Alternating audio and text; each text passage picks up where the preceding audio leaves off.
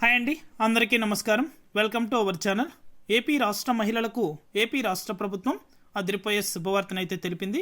ఇక ఖచ్చితంగా ration card ప్రతి మహిళ ఉచితంగా గ్యాస్ సిలిండర్ పొందే అవకాశం కల్పించింది. అంటే రేషన్ కార్డు కలిగి ఉన్నటువంటి మహిళలకు ఉచితంగా గ్యాస్ సిలిండర్ అనేది కూడా పంపిణీ చేయబోతుంది రాష్ట్ర ప్రభుత్వం. మరి ఎలా దరఖాస్తు చేసుకోవాలా తెలుసుకుందామా? ప్రధానమంత్రి ఉజ్వల యోజన ఈ పథకం పేద కుటుంబాలకు స్వచ్ఛమైన ఇంధనాన్ని అందించడానికి కేంద్ర ప్రభుత్వం ప్రారంభించింది. ఈ పథకం ముఖ్యంగా గ్రామీణ ప్రాంతాల్లో మహిళలకు కట్టెల పొయ్యి బాధ నుండి విముక్తి కల్పిస్తూ ఈ పథకంలో గ్యాస్ కనెక్షన్తో పాటు ఇతర అవసరమైన వస్తువులను కొనుగోలు చేయడానికి 1600 ఆర్థిక సాయంగా కూడా అందిస్తుంది. ఈ ప్రయోజనాన్ని మహిళలు మాత్రమే పొందగలరు. అది కూడా దారిద్ర్య రేఖకు దిగువన నివసిస్తున్న మహిళలు మాత్రమే. మహిళా దరఖాస్తుదారుకి 18 సంవత్సరాలు నిండి ఉండాలి. ఒకే ఇంట్లో వేరే ఎల్పిజి కలెక్షన్ అనేది కూడా ఉండకూడదు.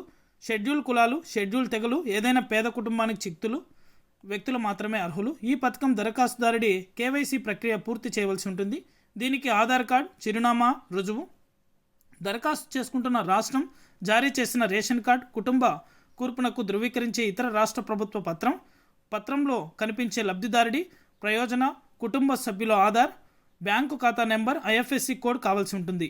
ఈ పత్రాలతో మహిళా దరఖాస్తుదారులు తమకు నచ్చిన ఏదైనా పంపిణీదారుని దరఖాస్తును సమర్పించడం ద్వారా లేదా www.pmui.government.in ఆన్లైన్ పోర్టల్ ద్వారా దరఖాస్తు చేసుకోవచ్చు.